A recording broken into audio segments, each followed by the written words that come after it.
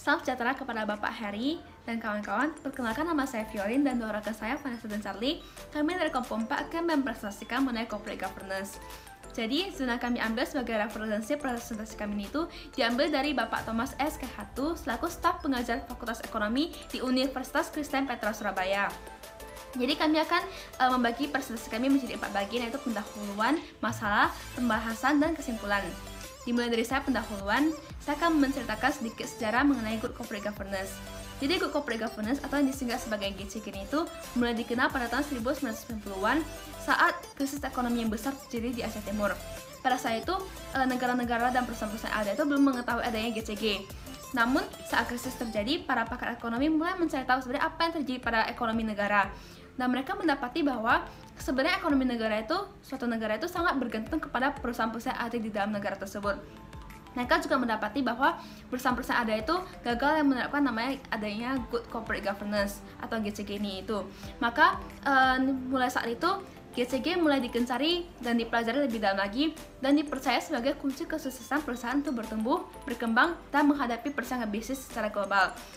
Dan selain itu juga terjadi skandal perusahaan besar seperti Enron, di mana para top manajemen itu terkuak mereka melakukan fraud.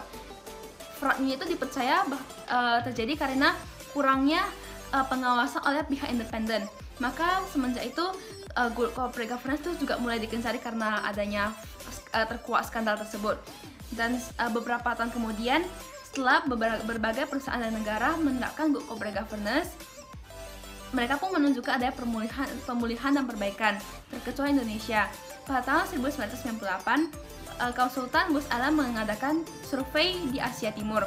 Mereka mendapati bahwa indeks corporate governance itu yang terendah adalah Indonesia. Selain itu, konsultan manajemen McKinsey & Co juga mengadakan penelitian di Indonesia. Mereka mendapati bahwa perusahaan-perusahaan Indonesia itu banyak melakukan ketidakjujuran dan permainan kotor. Contohnya, biasanya nilai suatu perusahaan di pasar modal itu ditentukan mayoritas oleh current earning stream atau yang mencerminkan kinerja perusahaan secara sesungguhnya, yaitu sekitar 70%, lalu sisanya baru oleh growth expectation.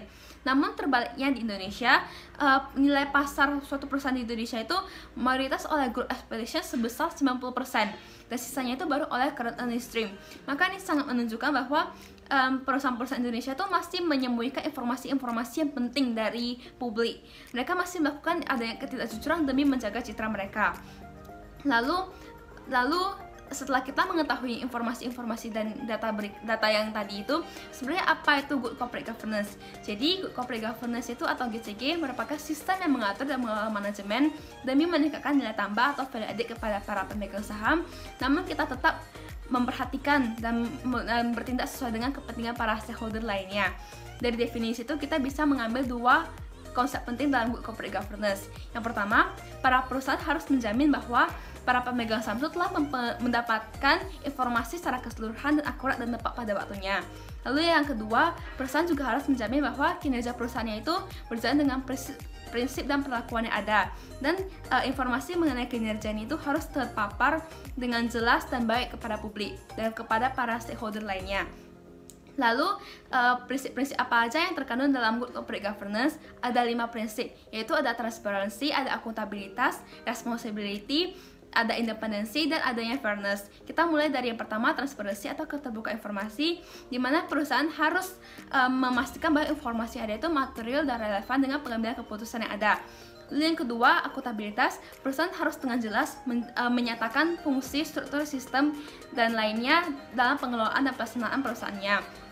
Lalu yang ketiga, mengenai responsibility atau pertanggungjawaban, perusahaan harus menjamin bahwa segala prinsip dan peraturan yang berlaku itu dipatuhi oleh seluruh elemen yang ada. Dan yang keempat merupakan independensi, di mana perusahaan harus memastikan bahwa proses berjalannya perusahaan itu secara profesional dan mandiri tanpa campur tangan dari pihak manapun yang tidak relevan. Dan yang terakhir merupakan fairness, di mana perusahaan harus menjamin segala hal berjalan dengan adil dan wajar dan setara dalam memenuhi hak-hak para stakeholder. Lantas, apa-apa aja tahap-tahap penerapan GCG dalam perusahaan? Secara garis besar ada 3. ada tahap persiapan, tahap implementasi, dan tahap evaluasi.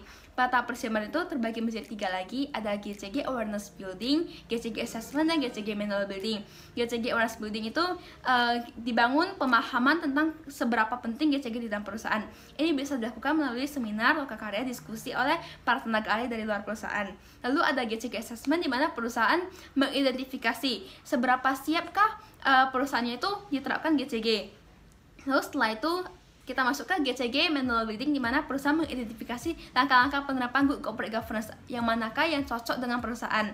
Lalu setelah kita memastikan perusahaan siap dan langkah-langkahnya yang cocok dengan perusahaan, kita langsung ke tahap implementasi, di mana pada tahap implementasi itu perusahaan harus melakukan sosialisasi kepada staf perusahaannya terlebih dahulu. Sosialisasi ini itu harus di bawah pengawasan direktur. Lalu kita pun melakukan penerapan Good Corporate Governance. Ini harus dilakukan melalui top-down approach, di mana kita mengimplementasi Good Corporate Governance pada manajemen level atas dulu, lalu perubahan-perubahan itu akan dibawa ke level-level di bawahnya. Setelah kita berhasil menerapkan Good Corporate Governance dalam perusahaan, kita barulah menerapkan implementasi Good Corporate Governance secara lebih luas lagi, yaitu kepada proses-proses bisnis yang ada. Yang terakhir merupakan tahap evaluasi, di mana kita melakukan tahap evaluasi secara berkala terhadap implementasi Good Corporate Governance. Ini bisa dilakukan dengan audit, assessment, atau scoring. Nah, tahap implementasi ini tahap evaluasi ini sangat penting demi menjaga implementasi GCG berjalan sesuai dengan rencana yang ada, karena pada tahap evaluasi juga akan dilakukan langkah koreksi bila ditemukan kesalahan yang ada. Terima kasih.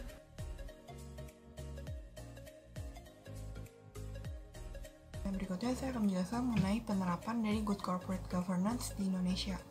Jadi bisa dibilang kalau penerapan dari Good Corporate Governance di Indonesia ini sendiri itu mendapatkan imbas dari krisis ekonomi yang melanda negara-negara di Asia pada tahun 1997. Jadi pada tahun 1997 itu di Asia itu terjadi krisis ekonomi yang merupakan bisa dibilang salah satu yang terburuk di sepanjang sejarah. Nah, padahal pada tahun 1997 itu negara-negara di Asia itu sebetulnya mengalami perkembangan ekonomi yang pesat, sampai-sampai muncul julukan macan Asia atau Asian Tigers. Tetapi karena suatu hal, pada tahun 1997 itu juga terjadi krisis ekonomi yang berdampak pada banyak negara-negara di Asia, termasuk Indonesia. Nah, kalau di Asia itu sendiri, dampak dari krisis ekonominya itu tuh tidak hanya berdampak pada sektor ekonomi saja, tetapi juga berdampak pada sektor-sektor lainnya. Salah satunya tuh adalah politik. Nah, karena dampak dari krisis ini yang bisa dibilang cukup parah di Indonesia, iklim berusaha di Indonesia tuh jadinya menurun. Atau dengan kata lain, investor-investor itu enggan menanamkan sahamnya di Indonesia. Nah, menurut Asian Development Bank atau yang disingkat dengan ADB, ada beberapa faktor yang menyebabkan dampak dari krisis ekonomi di Indonesia itu menjadi cukup parah dan berkelanjutan. Yang pertama itu adalah konsentrasi kepemilikan perusahaan yang cukup tinggi. Yang kedua itu adalah rendahnya fungsi pengawasan dari Dewan Komisaris Perusahaan. Nah, yang ketiga itu adalah kurangnya efisiensi dan juga transparansi dari proses akuisisi dan merger perusahaan-perusahaan yang ada di Indonesia. Yang keempat itu adalah rendahnya fungsi pengawasan oleh kreditor-kreditor yang ada di masing-masing perusahaan. Dan juga yang kelima itu adalah terlalu tingginya ketergantungan perusahaan-perusahaan di Indonesia itu terhadap pendanaan oleh eksternal atau pendanaan oleh pemegang saham. Nah, apabila kita meninjau 5 faktor ini yang dicetuskan oleh Asian Development Bank, 5 faktor ini sesungguhnya itu mencerminkan kondisi suatu perusahaan atau suatu perekonomian yang dimana penerapan dari Good Corporate Governance-nya itu masih sangat minim. Nah, hal ini sesungguhnya merupakan suatu tantangan bagi bangsa Indonesia, yaitu bagaimana bisa bangsa ini tuh mau bangkit dari keterpurukan akibat krisis ekonomi kalau penerapan dari Good Corporate Governance-nya itu sendiri dan pemahaman mengenai prinsip-prinsip Good Corporate Governance-nya itu belum bisa diterapkan dengan baik. hal ini sesungguhnya sudah bisa kita lihat bahwa negara-negara lain di Asia itu tuh yang juga mengalami krisis ekonomi yang sama dengan Indonesia, itu dia bisa bangkit dalam waktu yang bisa dibilang nggak terlalu lama. Tetapi di Indonesia itu butuh waktu bertahun-tahun untuk bisa bangkit dari keterpurukannya, dan bahkan mungkin sampai sekarang pun dampak dari krisis ekonominya itu tuh masih ada yang belum terselesaikan. Rendahnya penerapan dari good corporate governance di Indonesia ini sendiri itu dibuktikan melalui sebuah survei yang dilakukan oleh Asian Corporate Governance Association, yang dimana badan ini bekerja sama dengan lembaga survei CLSA. Nah, hasil dari survei ini adalah dia mengurutkan kondisi-kondisi pasar di negara-negara Asia itu berdasarkan penerapan good corporate governance masing-masing negara tersebut. Nah, hasil dari survei ini sendiri itu ada di tabel 1 pada jurnal. Nah, dari tabel tersebut kita bisa melihat bahwa Indonesia itu ada pada posisi terendah dari negara-negara Asia lainnya, dengan total skor penerapan good corporate governance-nya itu hanya 4. Nah, data dari survei ini sendiri itu diambil pada tahun 2004. Sehingga akan lebih baik apabila kita membandingkannya dengan data terbaru, yaitu data dari tahun 2018. Nah, data survei ini masih dari lembaga yang sama, yaitu Asian Corporate Governance Association, bekerja sama dengan lembaga survei CLSA. Nah, dari hasil survei pada tahun 2018, itu membuktikan bahwa Indonesia itu masih pada posisi yang paling rendah, yaitu pada posisi 12. Dibandingkan negara-negara Asia Pasifik lainnya, dengan total skor penerapan good corporate governance-nya itu hanya 34%. Nah, hal ini membuktikan bahwa dengan selang waktu yang cukup lama, yaitu 14 tahun, dari tahun 2004 ke tahun 2018, itu masih tidak cukup bagi pemerintah Indonesia untuk bisa menaikkan skor penerapan good corporate governance-nya itu sendiri. Artinya dengan jangka waktu yang selama itu, bangsa ini belum bisa memperbaiki penerapan good corporate governance-nya, dan hal ini sesungguhnya menjadi teguran yang keras bagi pemerintah Indonesia untuk segera memperbaiki kinerja penegakan hukum bagi perusahaan-perusahaan Indonesia, dan juga untuk perusahaan-perusahaan Indonesia supaya bisa menerapkan good corporate governance dengan lebih nyata lagi. Nah, setelah tadi kita mendengar paparan mengenai masalah yang menjadi fokus daripada jurnal ini, yaitu bahwa pengimplementasian good corporate governance di Indonesia itu masih belum baik. Nah, sekarang kita akan melihat mengapa hal tersebut bisa terjadi. Bagaimana sesungguhnya pelaksanaan atau penerapan good corporate governance di Indonesia itu sejauh ini. Mengapa ketika di ranking itu dia bisa berada pada urutan yang paling bawah. Dan yang terpenting adalah apa saja yang sudah dilakukan oleh pemerintah untuk membangun motivasi bagi perusahaan-perusahaan Indonesia dalam menerapkan good corporate governance. Hal tersebut kita akan bahas lebih detail di bagian selanjutnya.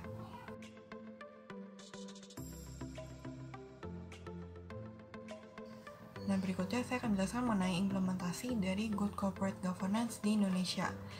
Jadi meskipun kita semua tahu bahwa penerapan dari good corporate governance di Indonesia itu belum bisa dibilang baik, terutama apabila kita lihat dari indikator sebelumnya.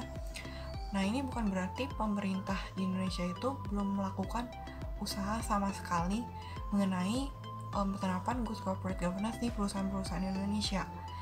Nyatanya apabila kita petakan, itu pemerintah sudah melakukan beberapa jenis upaya atau program terkait dengan penerapan kebijakan good corporate governance di perusahaan-perusahaan Indonesia. Yang pertama itu adalah menetapkan kebijakan dan regulasi nasional. Nah, hal ini dilakukan oleh KNKG atau Komite Nasional Kebijakan Governance, di mana KNKG ini dia menerbitkan pedoman-pedoman yang menjadi acuan bagi perusahaan-perusahaan Indonesia dalam menerapkan good corporate governance. Nah, pedoman-pedomannya itu ada antara lain pedoman GCG yang terbit pada 2 Maret 2001, kemudian pedoman GCG Perbankan Indonesia, kemudian ada pedoman Komite Audit, dan juga ada pedoman Komisaris Independen. Yang diharapkan dengan diterbitkannya pedoman-pedoman ini, perusahaan itu tuh bisa memiliki acuan ataupun semacam guide untuk menerapkan good corporate governance di perusahaannya masing-masing. Nah, upaya yang kedua itu adalah menyempurnakan kerangka regulasi nasional. atau yang kita sebut dengan regulatory framework. Nah, upaya ini itu berkaitan dengan kegiatan-kegiatan seperti menetapkan, menyelaraskan, dan juga menyempurnakan berbagai macam peraturan, perundang-undangan, dan juga ketentuan-ketentuan terkait pelaksanaan Good Corporate Governance oleh perusahaan-perusahaan di Indonesia. Sekaligus juga menetapkan sanksi-sanksi bagi pelanggaran-pelanggaran Good Corporate Governance yang terjadi. Nah, dalam upaya ini, badan yang berperan penting itu adalah BAPEPAM atau Badan Pengawas Pasar Modal, yang dimana BAPEPAM ini bekerja sama dengan Kementerian BUMN untuk mengadakan proyek-proyek terkait dengan penerapan Good Corporate Governance dan juga sekaligus mengembangkan regulatory framework itu sendiri. Nah, upaya yang ketiga itu adalah membangun inisiatif dari sektor swasta. Nah, sektor swasta yang dimaksud di sini adalah organisasi-organisasi yang kegiatan utamanya itu tuh berkontribusi terhadap penerapan Good Corporate Governance di Indonesia. Seperti contohnya itu adalah IKI atau Ikatan Komite Audit Indonesia, dan juga ada LAPPI atau Lembaga Advokasi Proksi dan Proteksi Investor. Nah, kedua lembaga ini, sektor swasta ini, itu berupaya dalam menerapkan Good Corporate Governance di Indonesia itu melalui kegiatan-kegiatan seperti misalnya sosialisasi, pendidikan, penyuluhan, pelatihan, pemberian rating, pelatihan, dan juga advokasi mengenai penerapan budaya Good Corporate Governance di Indonesia.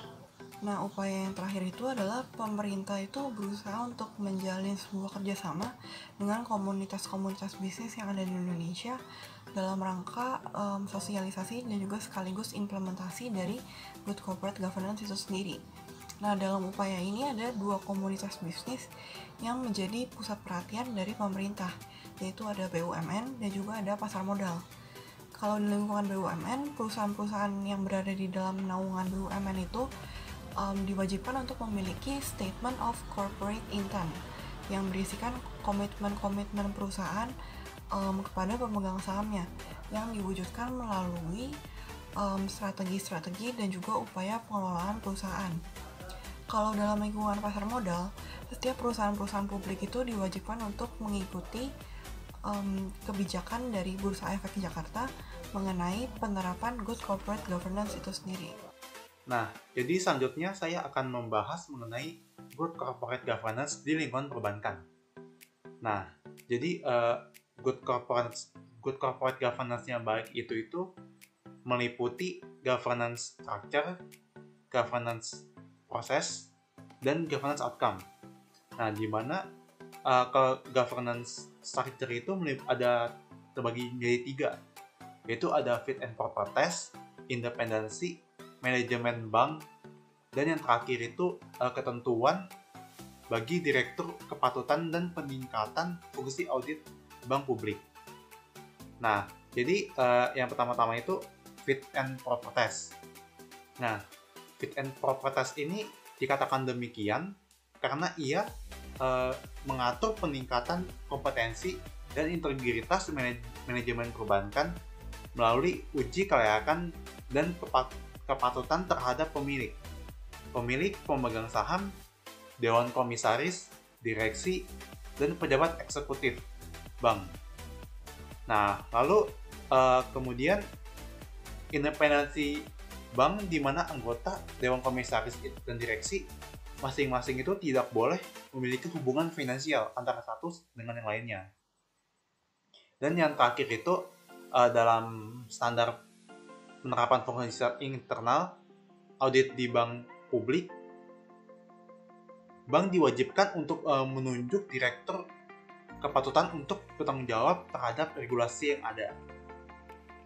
Nah, jadi selanjutnya itu di BI ini Bank Indonesia juga mengeluarkan peraturan terhadap governance outcome, di mana peraturan ini itu mengenai kondisi keuangan bank dan peningkatan peran auditor eksternal yang mewajibkan bank untuk mengungkapkan non-performing loan. Nah, jadi pada topik selanjutnya saya akan menjelaskan peran BAPEPAM terhadap Good Corporate Governance di Indonesia. Nah, jadi Bapak paham sendiri itu mungkin sekarang kita mengenalnya dengan istilah OJK. Nah, jadi saja peran OJK yang pertama itu yaitu ia menerbitkan sebuah peraturan dan kebijakan mengenai good corporate governance, di mana peraturan tersebut membicarakan mengenai prinsip transparansi yang mewajibkan perusahaan untuk mengungkapkan informasi kepada publik dan keputusan mengenai merger dan akuisisi perusahaan publik, dan ketentuan mengenai pengungkapan apakah suatu perusahaan itu tengah dalam proses peradilan kepailitan. Nah, lalu peran selanjutnya dalam OJK terhadap good corporate governance di Indonesia itu mereka mengeluarkan keputusan mengenai prinsip-prinsip kewajaran untuk perlindungan kepentingan dan hak pemegang saham, keputusan mengenai penawaran, tender, dan terakhir keputusan mengenai benturan kepentingan dalam transaksi tertentu. Nah, lalu peran terakhir OJK ini adalah keputusan mengenai penerapan prinsip responsibilitas dan akuisisi yang menitikberatkan kepada kewajiban direksi dan dewan komisaris untuk membuat pernyataan bahwa jika perusahaan melakukan merger dan akuisisi, mereka harus sudah matang dan mementingkan kepentingan stakeholder perusahaan, publik, dan bersaing dengan sehat. Nah, jadi pada topik selanjutnya saya akan menjelaskan mengenai pengenalan good corporate governance di Indonesia melalui peraturan pencatatan. Nah, jadi dari Bursa Efek Jakarta sendiri ini, mereka juga sudah mengeluarkan peraturan mengenai good corporate governance, di mana peraturan ini itu diharapkan bahwa perusahaan itu berani go public, yang artinya itu mereka dapat meningkatkan transparansi dan mengurangi resiko perusahaan publik supaya informasi yang tersedia dapat menarik minat investor untuk berinvestasi di Bursa Efek Indonesia. Nah, namun kenyataannya itu penerapan GCG itu masih sangat sulit untuk direalisasikan. Nah, jadi penyebabnya ada 3 hal. Yang pertama itu karena kegiatan bisnis di Indonesia itu konsentrasi kepemilikan sahamnya itu berpusat pada pihak yang itu doang. Nah, lalu yang kedua itu dana yang diperoleh dari perusahaan itu mereka pakai untuk membiayai perusahaan dari grup yang sama. Nah, lalu yang terakhir itu karena terbentuknya konglomerasi usaha yang menyebabkan terbentuknya penyaluran dana oleh bank kepada perusahaan-perusahaan dalam satu grup usaha. Lalu terdapat juga 2 alasan mengapa penerapan GCG di Indonesia itu masih tidak terlalu menguntungkan. Nah, yang pertama itu karena masih banyaknya perusahaan keluarga di Indonesia yang enggan berbagi dana dengan pemodal lainnya. Dan alasan yang kedua itu karena praktik-praktik kejujuran Indonesia yang sudah lama dilakukan sehingga sulit untuk dirubah. Nah, jadi selanjutnya saya akan menjelaskan mengenai pendekatan holistik terhadap good corporate governance di Indonesia. Nah, jadi pertama-tama itu terdapat 2 alasan mengapa permasalahan corporate governance di Indonesia itu lebih serius dibandingkan dengan negara-negara lain.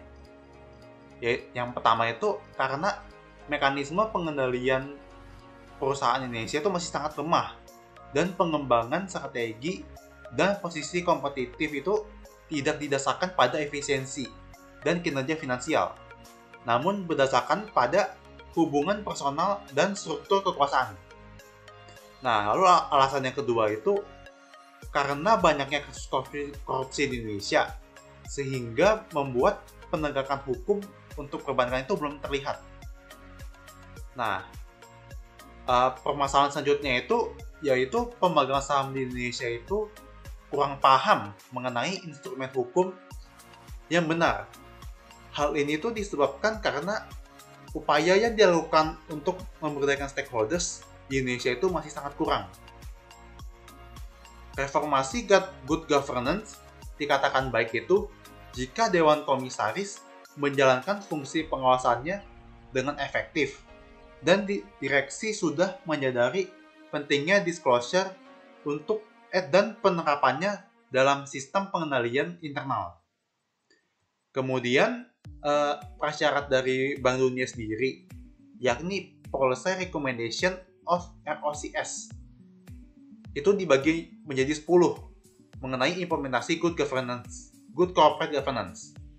Nah, jadi pertama itu pemegang saham minoritas harus diberikan hak voting dalam proses nominasi anggota komisaris dan direksi. Kedua, perusahaan-perusahaan publik disarankan untuk memiliki komite nominasi dan remunerasi. Hal ini tuh harus didukung oleh OJK dan BEJ dengan mengeluarkan peraturan yang mewajibkan perusahaan publik memiliki komite nominasi dan remunerasi.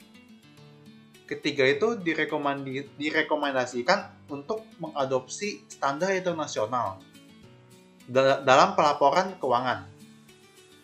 Nah, lalu yang keempat itu langkah-langkah untuk melindungi kepentingan pemegang saham minoritas. Kelima, memperkuat pengawasan oleh para Bapepam atau OJK dan BJ.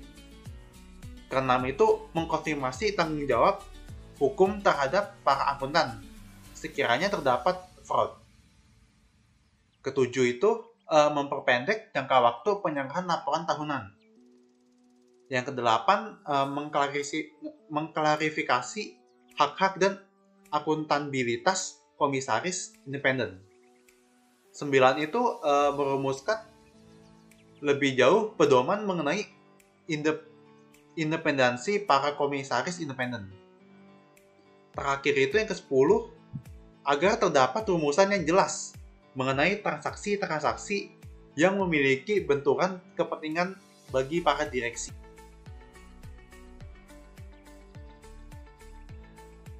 Nah, jadi kesimpulan dari jurnal ini itu good corporate governance itu menitikberatkan dua konsep penting, yakni hak pemegang saham dalam memperoleh informasi yang tepat dan kewajiban perusahaan dalam melaporkan disclosure secara akurat, tepat waktu, dan transparan.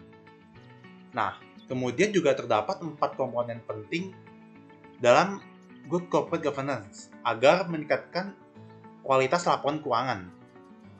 Yaitu yang pertama ada fairness, kedua ada transparansi, ketiga ada accountability, dan yang terakhir ada responsibility. Nah, jadi dulu-dulu itu pada tahun 1997 Indonesia pernah dilanda krisis ekonomi, di mana krisis ekonomi ini setelah disurvei oleh lembaga-lembaga yang terkenal, survei mengatakan bahwa corporate governance Indonesia itu kurang bagus karena masih banyaknya perusahaan-perusahaan yang memiliki corporate culture sebagai inti dari corporate governance. Nah, jadi hal ini itu membuat kinerja perusahaan Indonesia itu menjadi kurang bagus di mata dunia. Nah, oleh karena itu pemerintah nggak diam aja. Mereka juga berusaha sebisa mereka untuk memperbaiki corporate governance yang di Indonesia. Nah, menurut kami itu upaya pemerintah dalam meningkatkan corporate governance itu sudah cukup baik. Nah, namun posisi corporate governance Indonesia itu masih berada di posisi bawah. Mungkin hal ini terjadi karena masih terdapat perusahaan-perusahaan yang masih belum disiplin dan untuk menaati apa yang sudah pemerintah paparkan kepada perusahaan-perusahaan. Nah, Lalu juga bisa jadi perusahaan-perusahaan itu juga masih sering menutupi informasi yang seharusnya penting. Dengan kata lain itu mereka demi menjaga citra mereka di publik, mereka sengaja melakukan window dressing. Nah, maka dari itu menurut kami oleh dari sisi pemerintah perlu ditingkatkan lagi peraturan yang ada dan yang menjadi lebih ketat, sehingga perusahaan-perusahaan itu menjadi akan takut untuk melanggar peraturan pemerintah. Nah, jadi menurut kami juga kinerja corporate governance Indonesia itu sudah cukup meningkat.